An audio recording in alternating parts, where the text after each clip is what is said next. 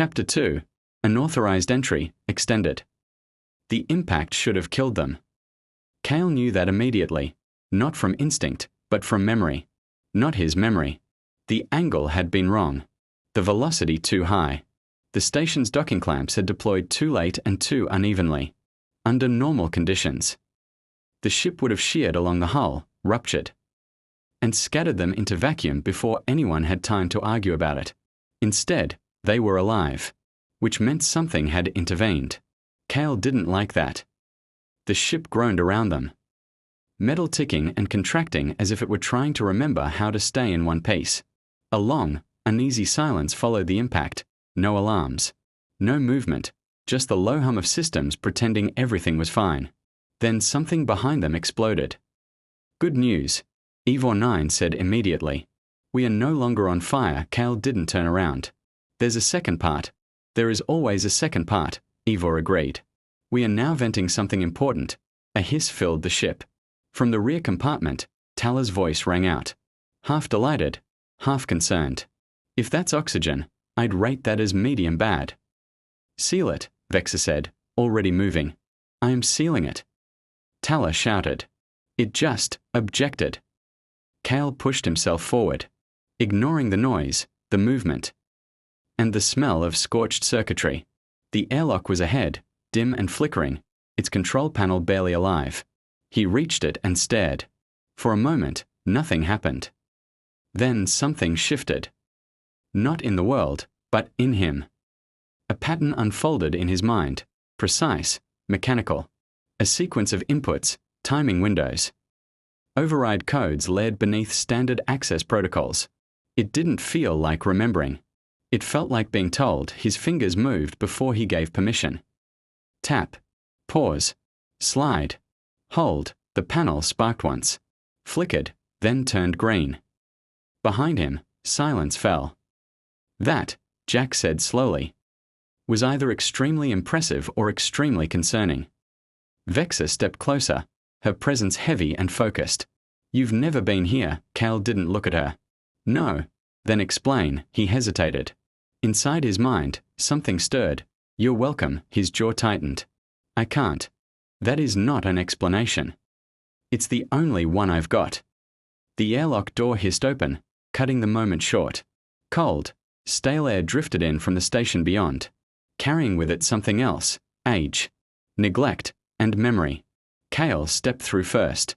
The corridor on the other side was dim, narrow, and wrong in a way that had nothing to do with damage. The lights flickered, not randomly but in patterns that almost felt deliberate.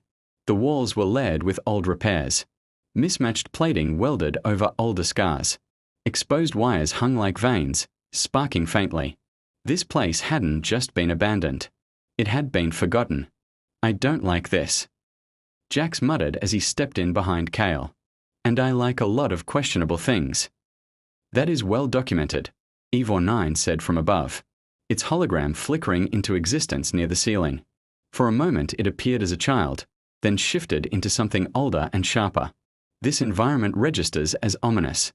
I approve. Tala entered last, sealing the airlock behind them with a loud clang. Oh, this is great, she said, grinning. This is exactly where something terrible lives. Vexa ignored them all. She had already drawn her weapon. We are not alone, she said quietly. Kael didn't respond, because something else had already taken his attention. It hit without warning. A memory. He wasn't in the corridor anymore. He stood in a vast circular chamber filled with people. Dozens, maybe hundreds. Their faces were tense, expectant. Lit by a burning symbol carved into the far wall. Sharp lines. Interlocking shapes. A rebellion mark. He knew it instantly. Not because he had seen it before, but because someone inside him had. The crowd was watching him. No, not him. The one wearing him. A voice echoed through the chamber, strong and steady. We do not trade who we are. The words hit like a pulse. We do not sell our past to survive the present. The symbol behind them flared brighter. We remember. That is how we win. The memory shattered. Kael staggered, slamming his hand against the corridor wall. The metal was cold. Real. Hey, Hey, Jack said, stepping forward. That looked worse than usual. Kael forced air into his lungs. We've been here, he said. Vexa frowned. You just said you haven't. I haven't, Kael replied. Then, after a pause, but they have. Silence followed. Even Ivor 9 didn't interrupt. Tala, for once, didn't joke. From deeper in the corridor, something shifted. A low, dragging sound echoed toward them, metal scraping against. Metal. Slow. Heavy. Deliberate. Jax raised his weapon. Okay, that's new. I officially don't like that. You didn't like this 5 seconds ago, Tala pointed out. I like it less now.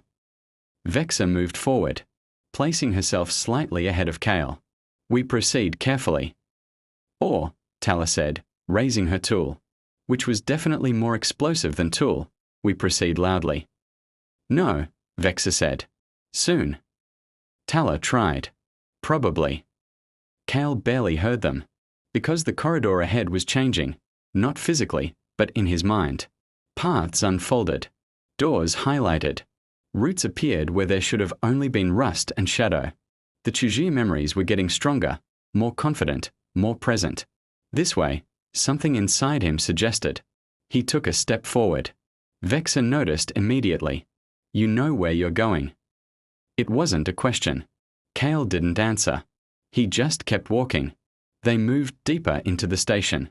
The sounds followed them, distant, echoing, never quite close enough to see. The corridor branched and twisted, opening into wider sections filled with broken machinery and long-dead terminals. Faded markings lined the walls, most too worn to read. Except one. Kael stopped. There, half buried beneath scorch marks and time, was the same symbol from the memory, the rebellion mark. Tala leaned in. That looks important. It is, Kael said quietly. You remember it. He hesitated. No. Yes, something whispered. Vexa stuttered the symbol. This station wasn't just abandoned. No, Kael said. It was taken. Jax exhaled. By what? As if in answer, a shape moved in the darkness ahead. This time, they all saw it. Tall, unstable, dragging something behind it. Metal limbs, stitched together and mismatched. Like a body rebuilt from spare parts and bad decisions. Its head tilted. And for a split second, it spoke. Not out loud. Inside Kael's mind. Another one. Kael froze. The thing stepped forward. Jax raised his weapon. Okay, I'm done observing. Wait, Kael started. Too late. Jax fired. The shot hit center mass and passed straight through. The thing didn't flinch. Didn't slow. Instead, its head turned slightly, and it smiled. Not with a mouth. With recognition. You're carrying it, the voice said inside Kael. Cold spread through his chest. Vexa stepped forward, weapon ready. Fall back. Wait, Kael said again, sharper now. It's not. The creature lunged. Fast. Too fast. Vexa intercepted it mid-motion, slamming it into the wall with crushing force. The impact dented the metal, but the thing twisted unnaturally, limbs bending wrong, reforming as if the damage didn't matter. Tala's eyes lit up. Okay, now. Now, Vexa agreed. Tala grinned and threw something. The explosion filled the corridor with light and sound. A concussive blast sending heat and debris rushing past them. When it cleared, the creature was gone, or what was left of it. Pieces were scattered across the floor, still twitching, still trying to move. Jack stared. I hate everything about that. Same, Kael said quietly. Inside his mind, the voice returned. Closer now. Interested. You're not just carrying it, it said. A pause. You're breaking. Kael's hands clenched. No, he muttered. Jack said. Who are you talking to? Kael looked up. His expression had changed. Not gone. Not lost. But something was slipping.